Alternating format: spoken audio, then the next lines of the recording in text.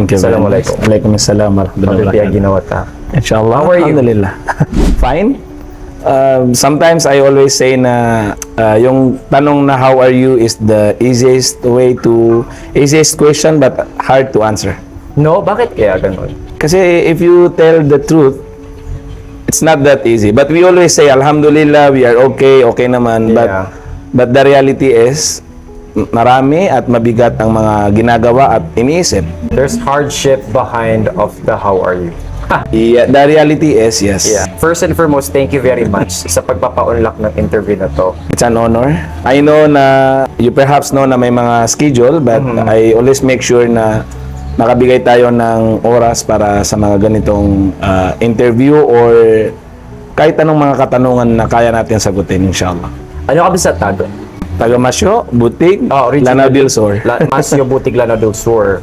Yes. So how was your life back then? Well, I spent my elementary there, primary rather, because I graduated in Ibn Sina Integrated School Foundation. So, doon ako nag-elementary. Kung ang tanong ay how, kapamanik sa Bayaba, pamanik sa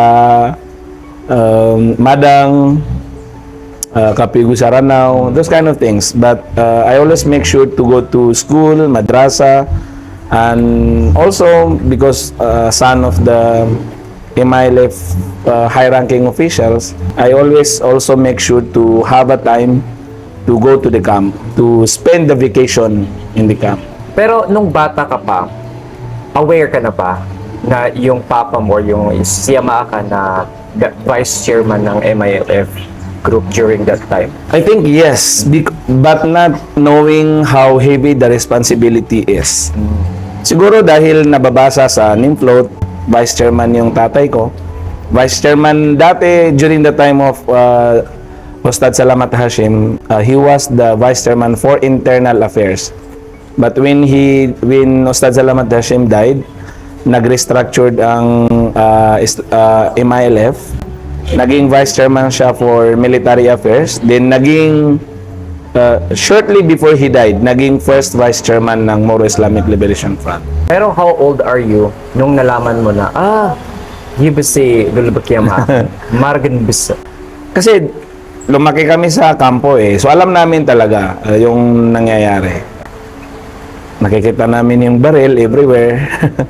Yung mga military, yung meetings. And somehow I understand na yung papa ko ay nagdadala ng heavy responsibility kasi may mga, siyempre nakikita ko din yung mga, for example, security, protocol, and so on and so forth. So nakikita ko. But the bigat, I think among others, ang pinaka first time siguro na sobrang nag-sink in sa amin yung bigat ng responsibility at yung trabaho ng tatay namin ay during the all-out war in 2000. 2000. Yes. How old are you nung during that time? 15. 15 years old. Namulat ka na sa ganong klase. Oo. I mean, from our side, nagpo-prepare kami ng mga, for example, pagikat kami, nagpo-prepare ng mga pagkain na pinapadala sa kanila. Nagpa-prepare ng tinatawag nilang pinipi, kasi yun yung mas easier sa kanila na dalhin. Yung mga ganun ba? Kape na pinapadala sa kanila. Yung mga ganun. But at the same time, na naramdaman din namin na yung bigat kasi not all, even from our family, much more sa mga friends at sa mga, let's say, neighbors, for example, ay hindi ganun, I would say, hindi ganun ka-welcome or siguro yung worry at takot. Kasi that time, during the all-out war, ay may mga operation ng mga sundalo, even in the city. Kailangan na namin umalis sa kampo dahil hindi na safe sa amin. Even in Masyo, kailangan na rin namin umalis sa bahay namin kasi may mga operation na rin ng mga sundalo. So, siyempre, yung takot na yun, sinasabi kasi ng iba na kahit yung mga, let's say, asawa na, yung nanay ko, asawa ng tatay ko ay hindi na rin safe, pati yung mga kapatid kong babae at pati din ako dahil lalaki. Ako kasi yung panganay na lalaki, by the way. So, parang iba-iba yung mga it's either a rumors or maybe advanced thinking ng mga tao na, uy, ikaw, dahil ikaw ang junior or ikaw ang panganay na lalaki, delikado ka rin kasi baka isipin ng mga sundalo na para walang successor ang tatay mo, ganun-ganun ba? And even when we were here in Marawi, sad to say na may mga tao din na kinakausap kami na pwede bang hindi kayo dito magstay kasi hindi rin safe sa amin. Yung parang ganun ba? Ano na-feel mo that time? I would admit na may worry talaga. Not really fear na yung takot na takot, pero yung worry na ano kaya yung mangyayari bukas, makakatapos ba ako ng pag-aaral, yung mga ganun ba. Yung I would emphasize the pag-aaral kasi my late father keep on telling me that time na if you really want to continue the Bangsamoro struggle and if you really want to become, for example, a Bangsamoro leader, you need to study hard. So parang ang late-late pa namin, although doon na namulat sa baril or sa mga MILF fighters, talagang ini-inject na sa amin na kailangan mag-aral. Masasabi po ba na yung childhood mo ay naging maganda or hindi mo na experience ng mabuti yung pagiging bata during that time? Subjective yan eh, yung maganda na childhood.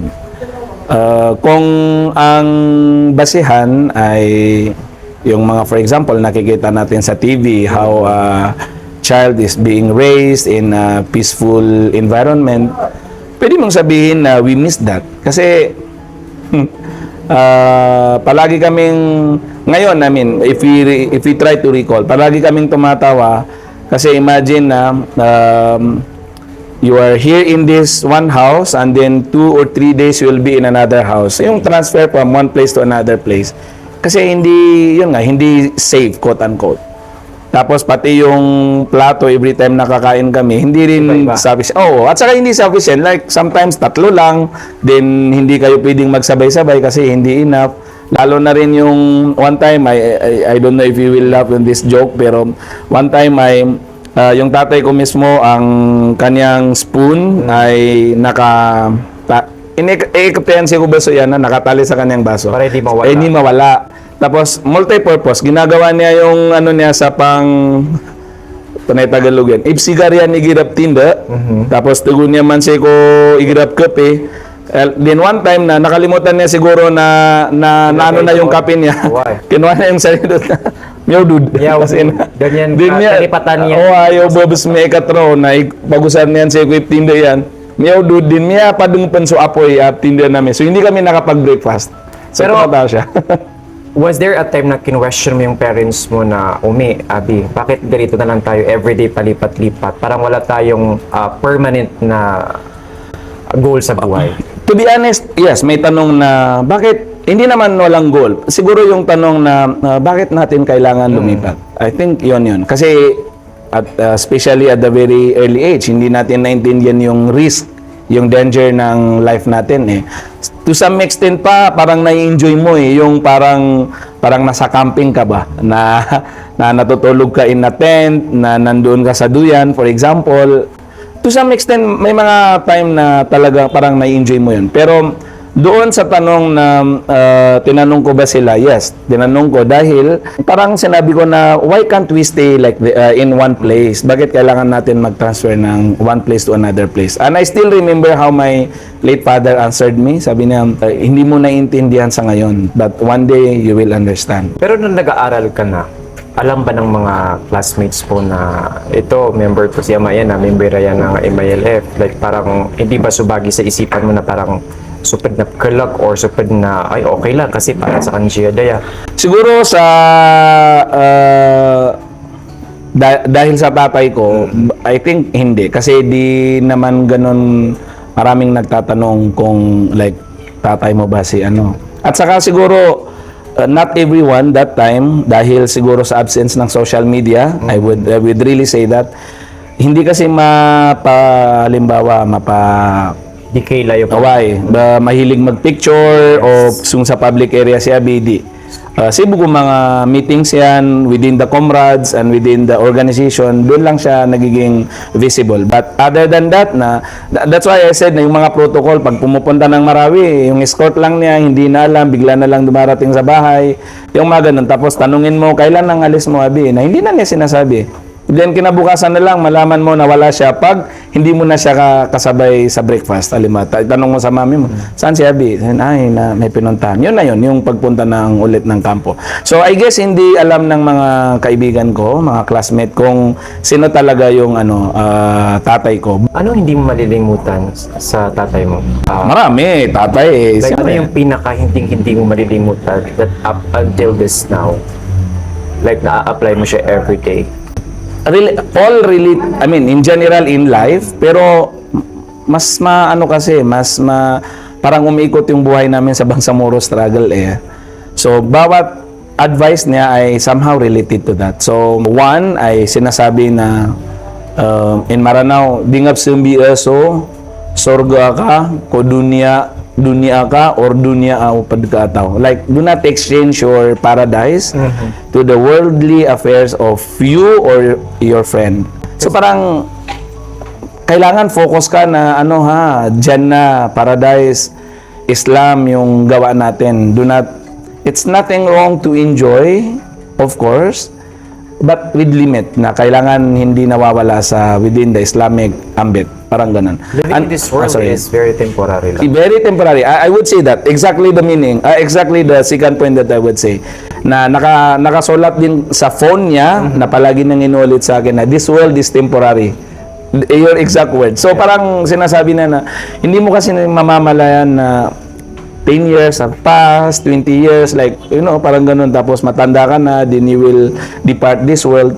Kung hindi ka amapya sa akhira, then lugi ka. Pero nung tinanong sa'yo ng tatay mo na dapat sumunod kayo sa yapak ko, sa kung ano yung pinaglalaban ko, hindi ba pumasok sa isip mo ang bigat na responsibility na parang hindi ka ba natakot? That time, I would admit na hindi ganun talaga kabigat yung iniisip ko na responsibility. Kasi niya-train ka, no? Siguro gito, train gito kailangan niya. Lagi kahit na sobrang hirap, pero we find happiness on what we do. Parang ganon. Kasi parang sa environment yun na Lagi mo to. Lagi gito ni buhay kami. Lagi do enjoy kami ron din. Pumani kami sa Palaw, Dakukan, Obi, Benguela, Tamban, na parang we are very, very happy and we enjoy it. Paano mo ilalarawan yung dad mo as a dad? Like a normal father to you and to your siblings na hindi siya as part ng MILF. Well, may pagka-normal din naman. Was he strict ba? Strict na mapagbigay. Ah. Oo. Well, strict pag hindi ka nag-pray. Yun, may It's a must. makakatikim ka na. Oo, it's lalo na pag mga Fajr time, pag hindi ka nun magising na, yun na, magagalit na yun. Pero very very accommodating din. For example, may bibilihin ka na kailangan kong bumili ng ganito. I think bibigay niya. Kailangan kong pumunta sa ganito, susama ako sa mga kaibigan ko na pupunta ng Cagayan. Hihiram ng sasakyan. Yung mga ganun ba? I think binibigay niya. Walang problema doon. Binibigay talaga na. In fact, mas stricto pa yung nanay ko kaysa tatay ko when it comes to that na pinagbibigyan ba kung ano yung gusto at kailangan bilhin. You were the member of Parliament and also advocate ka ng Bangsamoro Youth Commission, right? Ilang years ka na doon? That is still related to my childhood kasi parang that time ay siyempre kailangan umambag sa Bangsamoro Coast, di ba? Na hindi naman everyday may barilan at may mga tao, I wouldn't say na ako talaga yung nag-ambush or whatever na nag-assign sa battlefield. Although may mga pagkakataon na nakakasama sa kampo at sa mga critical na situation, but siguro ang mas naging role namin doon ay how to organize, galvanize support from the young people, young generation. At nag-start din ako sa mga anak ng mga commanders din. So parang yun na rin yung step by step ay nagiging kaibigan sa mga anak din ng commander na now open yung discussion na the possibility and the discussion na kami nga yung magpapatuloy sa sinimulan ng aming mga tatay. What do you think na nung nakapasok ka sa pagiging member ng parliament, masasabi mo ba na parang that's an opportunity na maipagpatuloy kung ano yung nasimulan To amplify, yes. Kasi yun na rin yung representation ko eh. Kasi ang parliament, di ba, may reserved seat for the youth. Na in fact, mas maaga pang nalaman na I am part of the BTA kasi I would be representing the youth. Kasi pinaglaban namin yun sa Congress, sa Senate, at saka sa mga iba pang platforms. So dahil sa tingin namin na kailangan yun i-improve, kailangan may fiscal autonomy, may mga position, and maging wider pa yung reach dahil nga sa matagal na akong nag-organize ng youth. So medyo nakita ko yung mga kailangan improve. So yun yung ginawan namin ng batas. Na alhamdulillah dahil nga din sa medyo close sa leadership, na isama namin sa important bill ng Chief Minister na magawa yung opisina na Bangsamoro Youth Commission. In which mayroon tayo ngayon na Bangsamoro Youth Commission. Saan siya? Regional based, nandoon sa Cotabato yung opisina niya, but mayroon ding provincial commissioner at saka office. So, naging member ka ng parliament pero nagbitiw ka, tama? Dahil nag-file ng candidacy. Nag-file ka ng candidacy After 5 years. Election. Yes. Nag-run ka ng vice governor dito sa Lanao del Sur. Yes. So, my question is, okay naman yung posisyon mo sa pagiging MP. Bakit mo pa kailangan mag-run ng...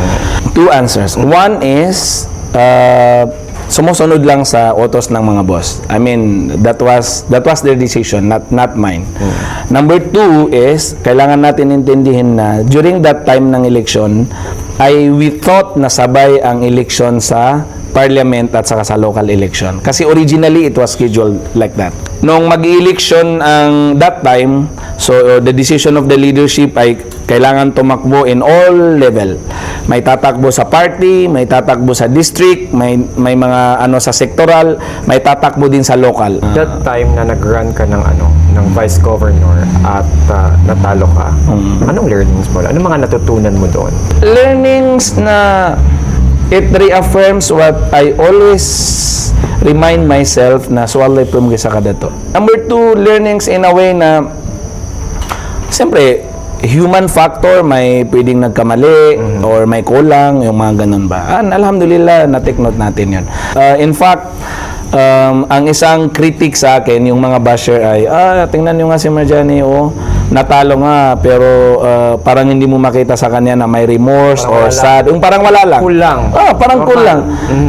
Tapos yun ang sinasabi, sabi sa inyo, hindi yan seryosong tatakbo ng kasi yung mga kasama niyang natalo, grabe yung gaano sila naging sad or ano. Pero was there a time na question mo yung, like, kunyari, nasa isang sulok ka for whatsoever, kung sa bahay man or kung saan man, was there a time na question mo yung Allah subhanahu wa ta'ala? Why? Yes, why? Not question really, pero yung parang how I wish ay nanalo tayo. Yung parang ganun ba? Pero not a question na bakit mo ako pinatalo? Yung bang ganun. Hindi. In fact, yung pag-explain ko kanina na parang after sometimes, hindi naman totoo yung hindi ako nagmukmok ng hindi man lang naging bad trip or sad. I was human being Yes. Sino bang hindi? Pero not necessarily na kailangan kong i-Instagram, i-post na Yes. umiyak ako halimbawa o gumanto na. Video. Not at all. Then after sometimes, yun nga, dahil nga very open from my end na whatever the result, tatanggapin ko because it's Allah's decree. Wala lang, sobrang bilis lang yung adjustment ba. So parang Less than a month, I would say, or around 1 month. Then after that, I resumed to my work. I call meetings sa organization, sa party, and then continue lang. And then I explain sa mga tao na, I know, may mga joke pa ako that time. I know na kayo dito, may mga hindi bumoto sa akin, but don't worry, I really believe na swalay pumgi sa kadato, na adna plano niyan ka na mas mapya. and I think kaya ka hindi masyadong nagmukpok or nasaktan because maka-i-ikhlas ka dito, whatever happens. exactly. I think na bumabalik ako doon na hindi ko rin naman pinangarap na maging MP, pero dahil nga binigay sa akin ng Allah, out of nowhere, naging MP ako. Di ba? Oo. So, just the same. Kung hindi pala para sa'yo, na Huwag mo ipilit. Huwag mong ipilit. Hindi At ako least na you mahirap tried. ako. At Yes. least na you tried.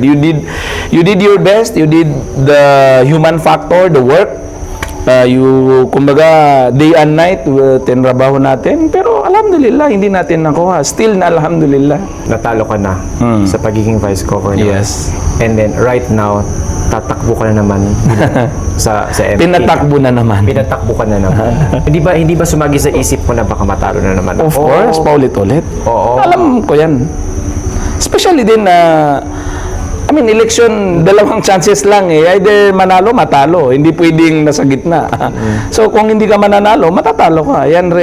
That's really the nature of it. Ano ba ang UBJP? United Bangsamoro Justice Party. Ito ay official na political arm ng Moro Islamic Liberation Front. Dahil sa kagustuhan ng aming mga leaders na ituloy ang Bangsamoro struggle through peaceful means because may kasunduan na ang national government with the MILF. Ginawa namin yung UBJP para yun naman yung magiging vehicle namin sa pag-reforma sa sistema, sali sa political exercises, including yung election. Kasi siyempre, ayaw namin na of course, hindi pwede na i-MILF yung i-register mo sa COMELEC, di ba? At ayaw din namin na basta-basta na lang join sa other political parties, mostly sa national government. Kasi hindi namin doon nakikita yung advocacy para sa Bangsamoro. But on top of it, ay ipagpatuloy ang sinimulan ng mga elders natin. Why? This is the very important aspect. Kasi other party would also say the same na for the Bangsamoro din. But what's unique about the UBGP is kasi ito yung signatory, MILF is the signatory ng peace agreement between the government and the MILF. So, kumbaga ay sa responsibility, pwede kitang singilin sa national government kasi ako yung signatory eh. So parang in short, parang sa original. Original na nakipagkasunduan sa gobyerno. Other party, with due respect to them, hindi nila pwedeng singilin ang national government. Kasi ano naman ang sisingilin mo sa national government? Baka sabihin siya ng national government, hello, may pinirmahan ba tayo? Anong sinisingil mo? Pero MILF, through the UBGP, is a very legit na singilin kung anong napirmahan. And one thing that we have to keep on reminding the Bangsamoro people, yung pinirmahan na CAB, ang tawag, Comprehensive Agreement on the Bangsamoro, hindi yan lahat na ilagay sa BOL, na Bangsamoro Organic Law na ang foundation ng Bangsamoro government. So, ibig sabihin, may natitira pang kailangan natin singilin sa Bangsamoro national government. Walang makakasingil niyan kundi ang signatory sa agreement. Why do you think kailangan na makakuha ka ng seat or you deserve to have a seat sa parliaments? Like, how would you convince the people, the Kabangsamoro na kailangan na makakuha ka sa seats sa parliaments? Una, bilang representative ng traditional leaders, ito yung, mashallah, somehow touching those who really understand the deep history of the Bangsamoro. Kasi imagine na ito ay very, very essence ng history at identity natin. Yung sultanate, yung pagiging, we call it traditional leaders, pero sultanate, datoship and sultanate. Bakit? Kasi yan man yung sistema natin sa pinakauna, 400 years ago, before pa dumating yung mga Spaniards and the Americans or Japanese. Kaya lang, pinalitan nila ng, they call it democracy. Tapos, nag-dwindle na. Nawala na yung power ng mga sulutan natin, yung mga dato natin. Hindi na rin yung sistema. They introduced a completely new system sa atin.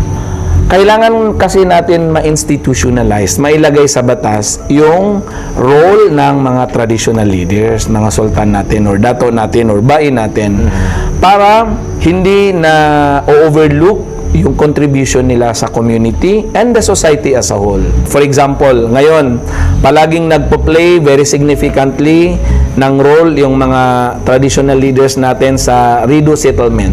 In other words, nagko-contribute sila very significantly sa peace and order sa community natin, na sa unang panahon or with the absence ng mga Rido settlement, sobrang dumami yung mga Rido. Na anong nangyari sa mga Rido? Nawala, patayan dito, patayan doon, na bumaba masyado yung economy natin dahil natatakot na yung mga tao pumunta sa market kasi siyempre Rido, baka matimba ka ro, matay ka, ganun. Na ngayon, pag mailagay natin yan sa batas, mabigyan natin sila ng role, mabigyan natin sila ng opisina, mabigyan natin sila ng pondo, mabigyan natin sila ng halimbawa, sasakyan for them to travel from one place to another place para sa mga Rido settlement na yan, pag-maintain ng peace and order. Mashallah, they have a very huge contribution to the community and to the nation building. Ano ang pangarap mo sa susunod na henerasyon ng Bangsamoro? I hope you will not really laugh by saying this, na I hope dumating pangarap ko, na pwede kong sabihin na I can die tomorrow, for example, if we reach that, na maging public discourse ang Bangsamoro. Yung pinag-usapan sa publiko, yung kung ano yung makakabuti sa Bangsamoro. Kasi ang nangyayari ngayon, ilan lang yung may alam ng issue ng Bangsamoro eh. Di rin alam ng mga iba, karamihan, I would say, ng mga tao. Umiikot lang sa Bangsamoro. Exactly. And even the Bangsamoro themselves, they do not know na ano pala yung pinaglalaban. Correct. Di ba? I mean, I've encountered a lot of people na sinasabi nila, ato si pangato tano, inutanob si ni di pagimailif, inutanob si di prebildi, inutanob si di UBGP, malay do to. Ito na ibang Samoro. Kung darating tayo doon na yung pinag-uusapan ba, anto na mapya ko bang Samoro, paano tano makuha so kabnar tano, ha? So mga lupa tano inagor tano mga riduay na ano man ay kakuha tano ron o di na ma-compensate, ha? Ano man ay ka-secure o ka-safety o mga bago pa mga sarapeg mga kangudan Na walang violence na nagaganap, maging sa term ng peace process ay normalization, maging normal yung buhay natin. Normal in a sense na hindi, di ba, iman na lumibit ka sa rano na may kadagdag la checkpoint. Yung parang may compare sa ibang area. Wala kang freedom. Yung para bang iniisip nila na languntan no war freak, na kailangan nila minsan na naka full battle gear yung mga army, na siyempre di rin natin masisi sila on one aspect kasi may mga rebellion din na nangyari. Pero kung magiging normal lang lahat, ma-redeploy ang mga kasundaluhan natin, makapag-aral yung mga anak natin, anak ng mga commanders, yung nangangarap na in a normal sense, na hindi lang putukan yung nasa isip, but how to develop, how to become a scientist, doctor, attorney, yung mga ganun. Para sa iyo, what are the biggest misconception sa ating mga Moro dito sa Philippines? Because of the media before, ang napakalaking misconception ay tayo ay mga terorista. Kasi yung kahit nga yung, I mean, alhamdulillah, I would give the compliment sa effort ninyo na may mga ganito, no matter how small the effort is. Pero kailangan natin tumulong sa pagpapaintindi ng mga tao kung ano talaga ang katotohanan. It's more of about awareness. Awareness. Ibarat bu o piya kawatan ng Allah, let's say like niya nga wawafat tanod lang uno. Ado. Diba? Which will happen definitely. Yeah, kasi di tanong ko palag yun so kapatay. Yes. Diba? Ano ang gusto mong marinig mula sa Allah kapag dumating na yung araw na humarap ka na sa Kanya? I haven't thought of that. But I think in a very impromptu na sagot, I hope and I pray na you did well on fighting the Bangsamoro cause. I would pray na sabihin ng Allah na you did well, na kumbaga na panindigan mo yung solemn promise mo, solemn na kumbaga pagbigay ng kasunduan sa Allah na ya Allah, I will do this work for you for the sake of Allah.